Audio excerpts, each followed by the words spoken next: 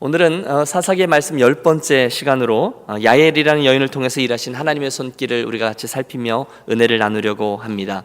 우리 잠깐 지난 시간까지의 말씀을 한번 되돌이켜 봅니다. 사사 에훗 이야기가 나왔습니다. 그리고 이스라엘은 또다시 하나님을 떠났고 늘 그러하듯이 하나님은 이방인의 압제에 저들을 붙였죠. 그게 가나안 사람 야빈 그리고 그의 나라였습니다. 이스라엘 백성들이 고생하다가 다시금 하나님의 구원을 부르짖었고 저들의 기도를 들으신 하나님이 지난 시간에 우리 살폈어요. 여자사사 누구죠? 네, 드보라와 그녀의 군대 장관인 바락이라는 사람을 통해서 이스라엘을 구원하십니다. 우리는 그 과정 중에 아주 뜻밖에도 가장 큰 공적 중에 하나였던 적장을 죽이는 일이 우리가 오늘 본문을 보았는데요.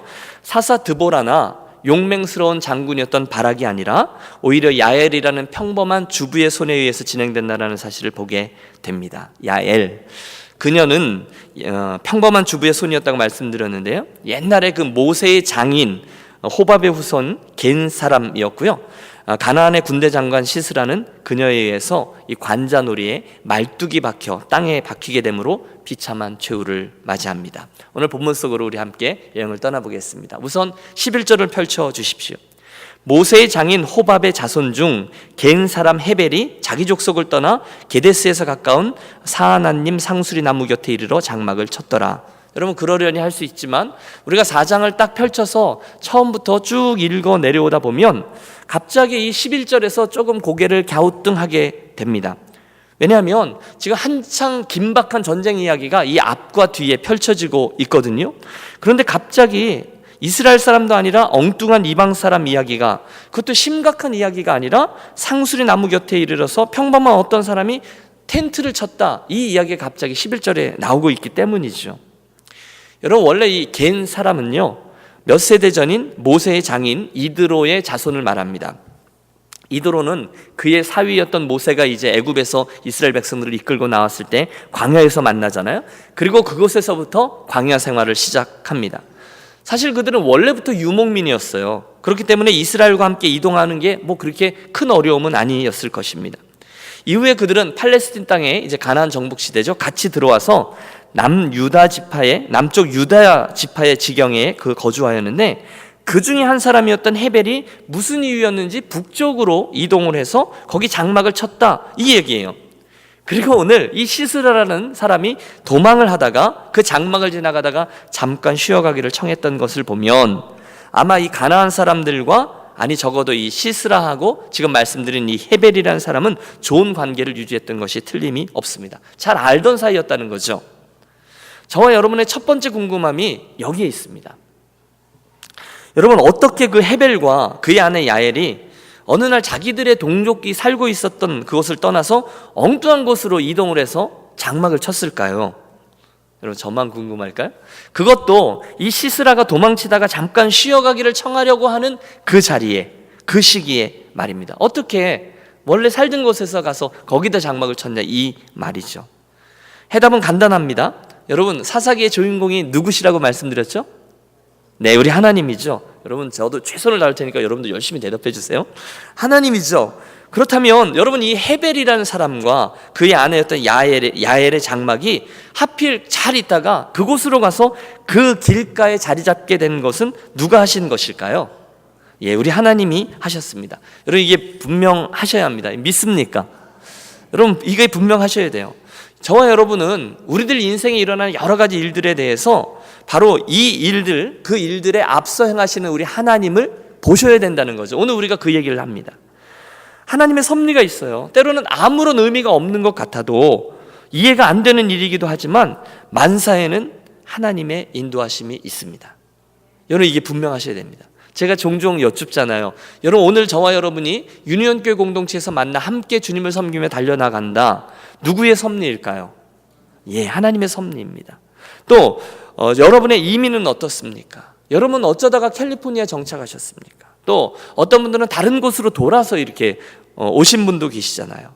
이 모든 일이 하나님의 섭리하에 그분의 인도하심하에 있다는 거예요. 여러분 이 사실이 이 저녁에 분명해 주시기 바랍니다. 저는 말씀을 준비하는데 내가 어쩌다가 강원도 가 있다가, 어쩌다가 내가 캐나다 가 있다가, 어쩌다가 켄터키 가 있다가, 어쩌다가 텍사스, 그리고 어쩌다가 오늘 이곳 캘리포니아 와 있게 되었을까요? 왜 제가 오늘 유니온교회에 와서 여러분을 만나고 함께 주님을 섬기게 되었을까요? 답은 다른 게 없습니다. 하나님의 인도하심 때문이죠. 여러분, 이게 분명하면요, 굉장한 일이 일어납니다. 왜냐하면 이게 분명하면 우리들의 앞길도 하나님께서 인도하실 것을 자연스럽게 믿게 되는 거죠. 만약 오늘 우리들의 삶이 그분의 섭리와 그분의 인도하심하에 있다라고 분명히 믿는다면 앞으로도 여전하신 하나님께서 그렇게 이끄실 것을 믿게 됩니다. 똑같은 원칙을 여러분에게 이 저녁 적용시켜 보십시오. 여러분, 왜 이곳입니까? 왜 유니온입니까? 여러분, 왜 그 가족 구성원이십니까? 여러분, 왜 그 학교요? 왜 그 일이십니까? 오늘 왜 이런 상황이십니까? 여러분, 좀 큰 그림으로 보십시오. 저와 여러분이 저 위에 하나님의 입장에 대해서 오늘 내 삶을 한번 바라봐 주십시오.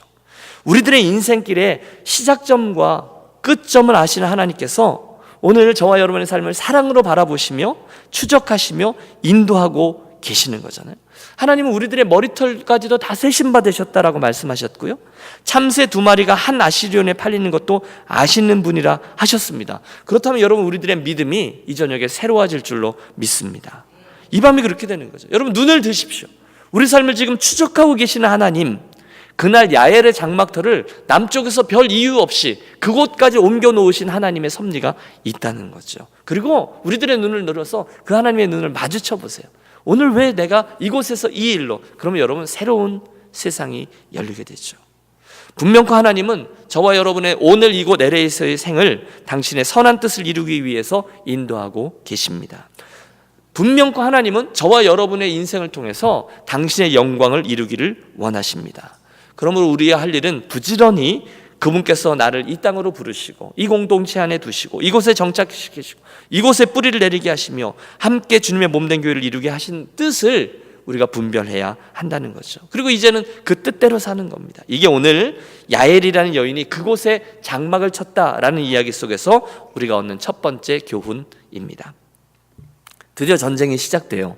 여러분, 12절을 보면 아비노함의 아들 바락이 다볼산에 오른 것을 사람들이 시스라에게 알림해 시스라가 모든 병거 곧 철병거 900대와 자기와 함께 있는 모든 백성을 하롯세닥고임에서부터 기손강에 모은지라 드보라가 바락에게 이르되 일어나라, 이는 여호와께서 시스라를 네 손에 넘겨주신 날이라 여호와께서 내 앞에서 행하지 아니하시겠느냐 하는지라 이에 바락이 10,000명을 거느리고 다볼산에서 내려가니.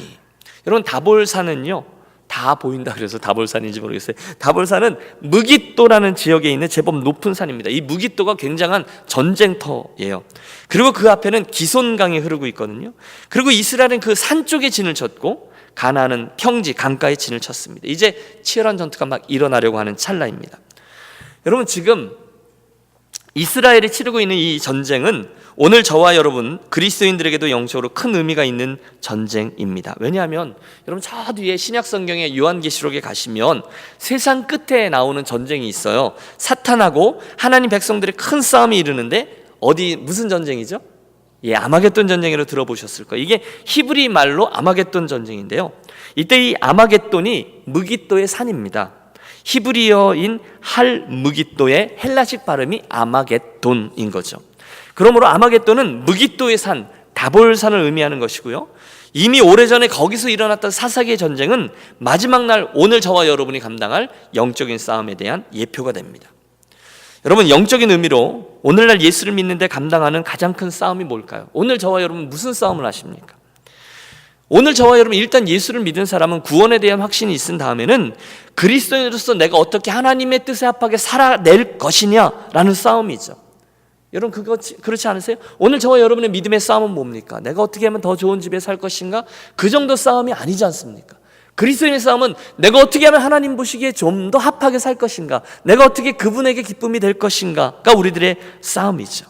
그런데 그게 사사기의 주제예요. 잘 들어보십시오, 여러분. 사사기는요, 하나님을 경외하는 사람들이 하나님 경외하지 않는 무리들 사이에서 어떻게 싸우며 인생길을 걸어갈 것인가에 대한 말씀입니다. 우리들 앞에 놓인 영적인 전투를 말하는 거예요. 그런데 이스라엘 백성들은 우리가 지금 여러 번 살폈는데요, 사사시대에 많은 실수를 범합니다.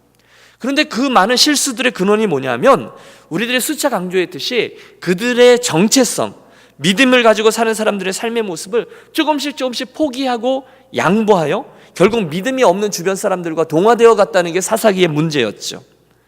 사사시대 이스라엘 백성들은 그 주변 상황들과 싸워서 자기들의 신앙을 지켜내는 게 아니라 그들을 따라가서 좋은 게 좋은 것이라고 그냥 그렇게 동화되고 갈등 없이 물에 물 탄 듯 술에 술 탄 듯 살아가려고 애를 썼다는 거예요. 그때마다 하나님이 이방인들을 들어 저들을 압제시킴으로 정신 차리고 다시금 하나님의 사람들을 되찾는 것, 사람다움을 되찾는 것이 사사기의 내용들이에요. 그런데 여러분, 우리가 지금 왜 사사기를 계속해서 공부하고 있냐면 오늘 우리들의 삶에도 동일한 일들이 반복하여 일어나고 있다는 것입니다. 여러분, 만일 저와 여러분이 예수 믿는 사람인데 세상 사람들하고 똑같이 동화되어서 비슷하게 살아간다면 세상은 우리를 그냥 둘 거예요. 여러분, 이 속에 담긴 논리를 잘 따라 보십시오. 혹시 우리가 별일 없이 살아가는 것이, 아무 문제 없이 살아가는 게 하나님의 전적인 은혜로 잘 가는 것일 수도 있지만 저와 여러분이 세상 사람하고 똑같이 살기 때문에 세상이 우리를 그냥 둘 수도 있다는 거예요. 사단은 그때 우리를 절대로 건들지 않아요. 교회 열심히 나가? 그러나 똑같이 살아인 것이죠. 그런데 우리가 막상 저들과 좀 다르게 구별되고 살려고 한다면 반드시 갈등이 일어납니다. 좋은 그리스도인들이, 좋은 크리스찬 사업가가 또는 좋은 크리스찬 학생이 정말 그리스도인으로서 진지하게 걸어가면 반드시 갈등이 생겨요. 인생이 쉽지 않아요. 그런데 그게 원래 그런 거죠. 그게 믿음의 싸움이에요. 오늘 전쟁이 바로 그런 예예요. 예를 들어 여러분, 어떤 분이 이제 시집을 갔는데, 그리스도인인데 시집을 갔는데 시집에 이제 제사 지내는, 우리들에게 흔히 있는 일이죠. 이제 그렇게 해서 며느리가 믿는 사람이 들어가면 거기에서 제사를 조심스럽게 거부하기 시작하면 조상의 은덕도 모르는 배은망덕한 놈이라고 비난받고 가족 안에 전쟁이 일어나죠. 그때 굉장한 지혜가 필요하잖아요. 그때 이분들이 불편해하고 그런 예수 믿는 사람을 욕하는 이유는 자기들과 다르다는 데 있죠. 자기들이 중요하게 생각하는 것을 왜 너희들은 중요하게 생각하지 않느냐라는 겁니다. 직장도 마찬가지잖아요. 저는 직장 생활을 안 해봤어요. 잘 모르지만 간접 경험을 보면 똑같아요. 회식이 꼭 문제잖아요.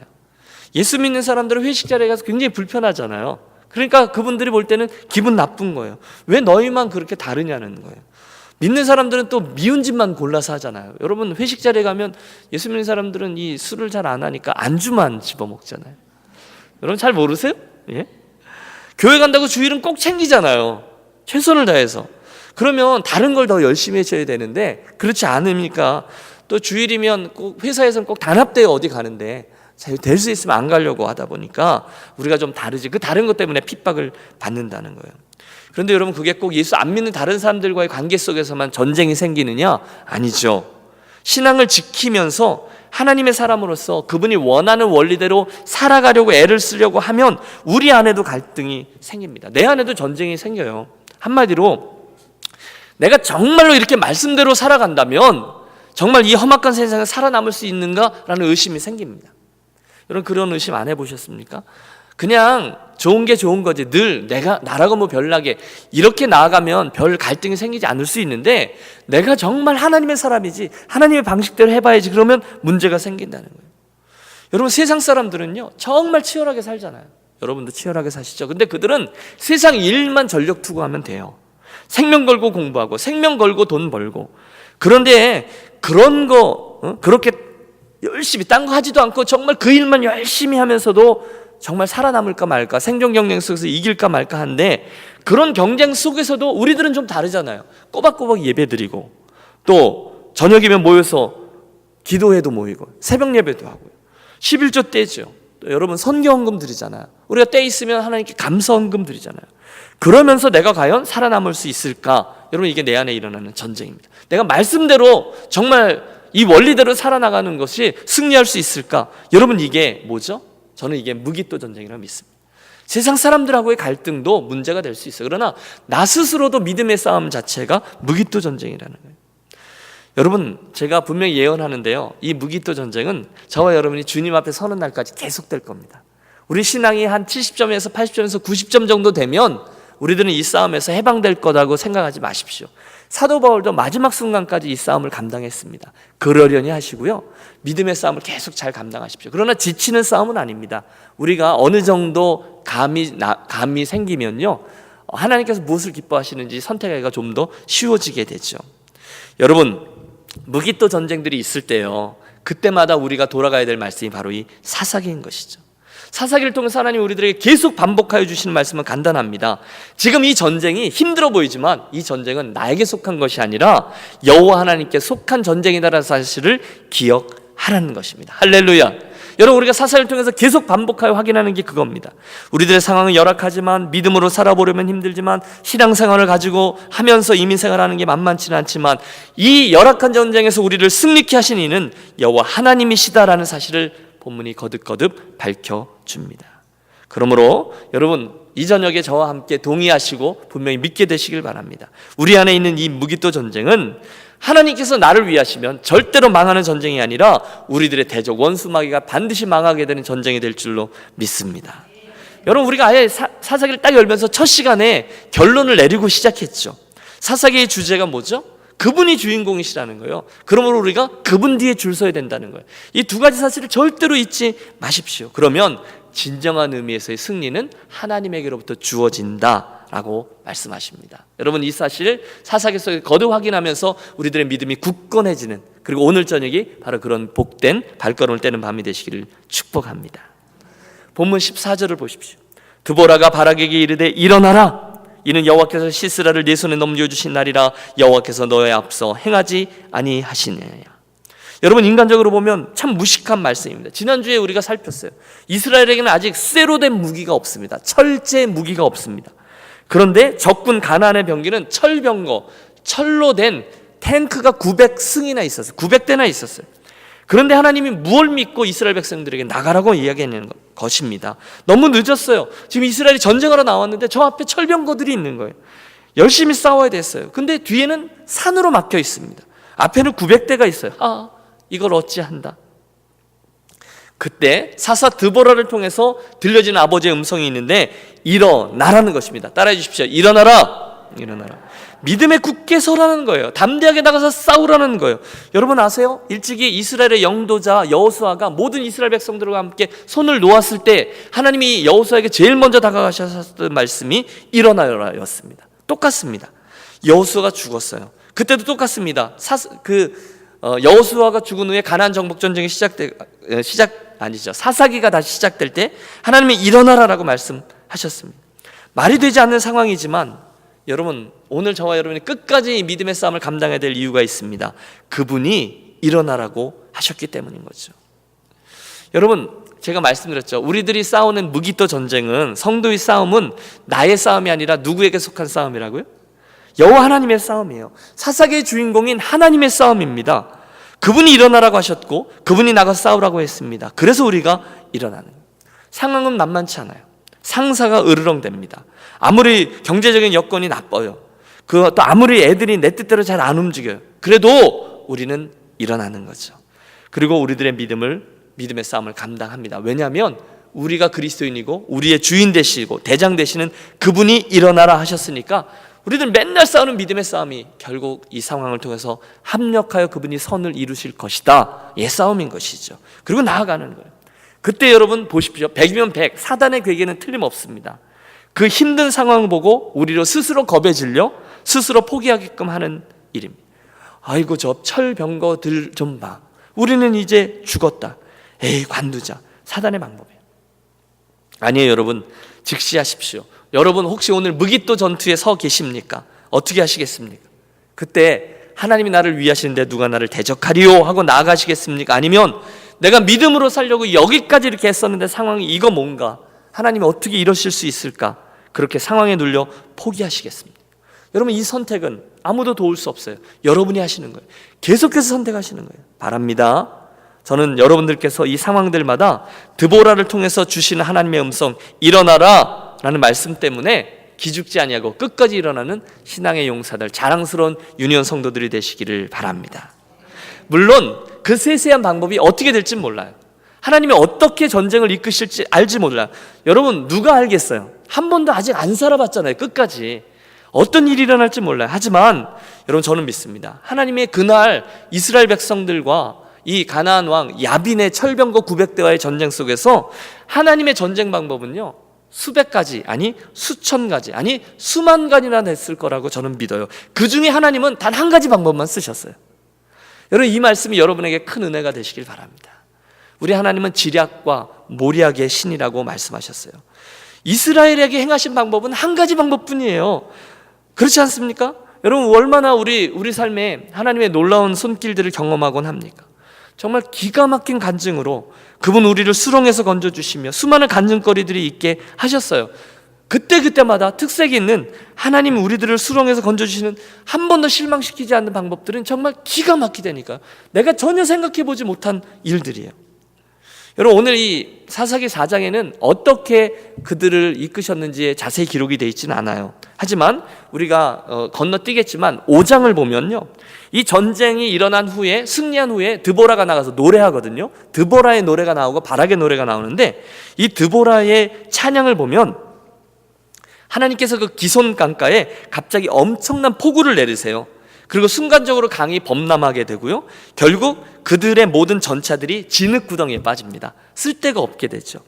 그리고 나서 기손 강가에 진을 쳤던 가나안 병사들이 힘겹게 강가로 헤쳐나오고, 이스라엘은 높은 곳에 위치하고 있어서 게임하듯이 진흙구덩이에서 나오는 가나안 병사들을 하나하나 섬멸해 부립니다. 여러분, 아까 말씀드린 제가 수만 가지의 방법 중에 딱 한 가지 방법을 쓰신 거예요. 비 많이 오게 하신 거죠. 사랑하는 여러분, 그날 그 하나님이 오늘 저와 여러분의 하나님이심을 믿고 기뻐하시기 바랍니다. 오늘 저와 여러분이 세상을 살아가다가 여러분 이런 상황에 처할 때가 참 많이 있어요. 너무 흔하게 어려움 속에 빠져요. 망연자실하게 될 때가 참 많아요. 어떡하냐? 큰일 났네. 여러분, 저와 여러분에게 예외는 없습니다. 그때 기억하십시오. 하나님은 우리 눈에 보이는 방법, 눈앞에 펼쳐질 수 있는 여러 상식적인 전쟁의 방법 외에도 다른 수많은 승리의 방법들을 가지고 계십니다. 하나님이 돌아가시지가 않았어요. 그러므로 여러분, 우리들이 흔히 하는 일, 상황이 어렵기 때문에 하나님이 돌아가시지 않았다는 사실을 까먹고 내 혼자 최악의 시나리오를 쓸 때가 참 많이 있어요. 그 자리에 털썩 앉아갖고 나는 다 죽었다. 저 기손 강가에 서 있는 전차 부대를 보면 다리가 후달린다. 여리고 성 안에 있는 사람들을 보면 우리는 메뚜기 같다. 우리는 다 죽었다. 그런데 여러분, 그때 우리들의 믿음의 싸움이 필요한 거죠. 우리의 마음이 그렇게 흘러내려가지 아니하도록 지켜내십시오. 절망하지 마십시오. 우리들의 절망은 절망이 아닙니다. 진짜 절망은 하나님이 우리를 포기하면 그땐 절망이지만, 하나님이 나를 포기하지 않았으면 절망이 아닌 것이죠. 하나님이 그런 표현도 쓰셨어요. 어미가 젖먹이 아이를 잊을 수는 있어도 혹시 어미는 그 젖먹는 아이를 잊을지 몰라도 나는 너희를 절대로 잊지 않으리라. 그분은 헤세드의 하나님이에요. 긍휼에 많으신 하나님. 그러므로 여러분, 첫 번째 결론입니다. 오늘 입술로 범죄하고요, 실망을 표하고요, 이럴 수는 없어. 하나님을 원망한 후에 세상에 굴복하는 그런 성도는 우리 유니온 가족 가운데 한 분도 없으시기를 주님의 이름으로 권합니다. 자, 우리들의 시선을 마지막 장면으로 돌려보시죠. 이제 가나안 군대 장관 시스라와 그들의 군대가 완전히 패망합니다. 철병구 900승은 무용지물이 됐고요, 자신감도 잃었고요, 저 앞에서 자기의 병사들이 하나 둘씩 이스라엘 백성들의 칼에 의해서 쓰러져 갑니다. 이 모든 상황을 지켜본 시스라가 도망을 가요. 그리고 어찌어찌해서 겨우 이스라엘의 포위망을 뚫고 그 장군이 걸어서 도보로 도망에 성공합니다. 오늘 17절과 18절을 좀 펼쳐주십시오. 이제 드디어 야엘을 만나요. 같이 읽습니다. 시스라가 걸어서 도망하여 겐사람 헤벨의 아내 야엘의 장막에 이르렀으니 이는 하솔왕 야빈과 겐사람 하벨의 집 사이에는 화평이 있음이라. 야엘이 나가 시스라를 영접하며 그에게 말하되 나의 주여 들어오소서, 내게로 들어오시고 두려워하지 마소서 하며 그가 그 장막에 들어가니 야엘의 이불로 덮으니라. 여러분, 무슨 얘기입니까? 생명을 살리기 위해 지금 시스라가 열심히 도망했어요. 겨우 한숨을 돌렸어요. 드디어 따라오는 사람들을 다 떠돌렸습니다. 그런데 마침 그곳에, 안전하다라고 생각한 그곳에 평소에 잘 알고 지내던 야엘의 장막이 있는 거예요. 안주인이 나와서 들어오라고 하니까 들어가요. 지친 몸 잠깐 쉬라고 이불을 깔아주니까 이불도 덮어줍니다. 또 목이 마르다가 하니까 젖부대를 열어서 우유까지 가져다 줘요. 그러니 여러분, 온몸의 긴장이 풀리지 않았겠어요? 잠깐 잠을 청하고 또 도망가야 되겠다 생각해서 혹시 누가 찾으면 나 없다고 해라 부탁하고는 그의 인생의 마지막 잠을 청합니다. 깊이 잠듭니다. 그리고 영원히 잠듭니다. 21절, 그가 깊이 잠드니 헤벨의 아내 야엘이 장막 말뚝을 가지고 손에 방망이를 들고 그에게로 가만히 가서 말뚝을 그 관자놀이에 박으니 말뚝이 꿰뚫고 땅에 박히니 그가 기절하여 죽으니라. 여러분, 정말 공포 영화죠. 호러 영화예요. 어떤 분들은 여기에서 아니 여자가 어떻게 그런 무시무시한 일을 할 수 있어? 라고 얘기할 수 있죠. 여러분, 그런 말씀하지 마십시오. 여러분, 이 세상에 가장 무서운 사람은 여자입니다. 여러분, 혹시 아직 그거 모르셨어요? 게다가 유목민 여자들은요, 장막 치는 일은 선수였습니다. 그러니까 말뚝을 여기저기 박아서 장막 치는 늘상 하는 일이에요. 식은 죽 먹기니까 움직이는 동물이 아니라 이미 잠들어 있는 사람의 머리에다 대고 말뚝을 박는 것은 그건 일도 아닌 거죠. 여러분, 혹시 절대로 여자를 우습게 보시지 마시길 바랍니다. 오늘 이 여인은 몽둥이와 말뚝을 사용했지만 여러분이 가까이 있는 그 여인이 어떤 것들을 잘 사용하는지를 잘 따져보십시오. 부엌에 가보십시오. 친숙한 것들이 부엌칼, 포크, 가스레인지, 다리미, 다 무시무시한 흉기인 거죠. 여러분, 그것들을 선하게 사용해서 다행이지 혹시 그 사람이 악한 마음을 먹으면 세상의 역사는 순식간에 달라지는 거죠. 결국 여러분, 이 무기토 전쟁의 클라이막스는 여자 야엘의 이야기로 맺어집니다. 맨 처음에 제가 야엘의 가족들이 마침 그때 그들의 장막을 북쪽으로 올라가 친 그 이유에 대해서 말씀드렸죠. 사사기의 주인공 하나님의 섭리 때문이었습니다. 그리고 하나님은 한순간에 이방 여인의 손을 들어주심으로 당신의 크신 능력을 보여주셨습니다. 여러분, 마지막 포인트는 이겁니다. 이 야엘이라는 여인이 늘 전쟁을 준비해온 여인이 아니었다는 거예요. 그녀는 단지 자기의 장막을 열심히 박던 여인이었어요. 주부였어요. 하지만 그녀는 자기의 그 실력으로 이스라엘의 대적 시스라를 해치워 버렸습니다. 그렇다면 오늘 저와 여러분에게 있는 달란트들 가지고 하나님의 일에 어떤 일이든지 넉넉히 감당할 수 있을 것입니다. 특별한 것이 아니어도 돼요. 그것이 무엇이든, 우리들에게 있는 은사든 성품이든 소유든 시간이든 하나님을 위해서 잘 쓰겠다는 선한 태도를 가지고 계십시오. 그러면 저와 여러분은 나도 모르는 사이에 하나님의 선한 일에 축복의 흐름 속에 선한 도구로 사용되게 될 것입니다. 오늘 본문의 야엘처럼 말입니다. 말씀을 정리하고 기도하려고 합니다. 오늘 우리는 야엘의 장막이 그곳으로 옮겨졌다라는 사실을 통해서 오늘도 내 삶을 여전히 섭리하고 계시는 하나님을 보았습니다. 그분이 우리 삶의 주인공이라는 거죠. 두 번째, 우리는 이 세상에서 하나님의 백성으로 살아가야 하는 하나님의 백성이다라는 정체성을 기억했습니다. 그 정체성을 지키기 위해서 오늘도 우리가 감당하고 있는 게 있어요. 무기토 전쟁입니다. 따라해 주세요. 무기토 전쟁. 걱정하지 마십시오. 이 전쟁은 하나님께 속한 전쟁입니다. 만일 우리가 하나님의 손길을 정말로 의지하면 하나님은 그 전쟁에서 승리를 취할 수 있도록 하는 수만 가지의 방법을 가지고 계신 모략과 지혜의 하나님이십니다. 마지막으로 우리는 시스라의 최후 이야기를 통해서 야엘이라는 여인이 자기의 장막 치는 기술로 하나님의 놀라운 일에 참여했다라는 점을 말씀드렸습니다. 오늘 여러분 손에 들려져 있는 도구들, 장막 말뚝 또는 여러분의 손에 있는 그 몽둥이를 통해서 얼마든지 하나님의 일에 사용될 수 있다는 점을 기억했습니다. 바라기는 오늘도 무기토 전쟁을 다른 이들과 또는 나 자신의 믿음과 그 무기토 전쟁을 치르고 있는 저와 여러분이 상황이 좀 어려워지더라도 최악의 시나리오를 내 손으로 쓰지 않고 오히려 나를 사랑하신 하나님 때문에 여유로움으로 이 전쟁은 여호와께 속하였지 라는 믿음의 싸움을 매일 감당함으로 남겨진 인생의 씨름을 잘 감당하는 저와 여러분이 되시기를 주의 이름으로 권합니다. 아멘.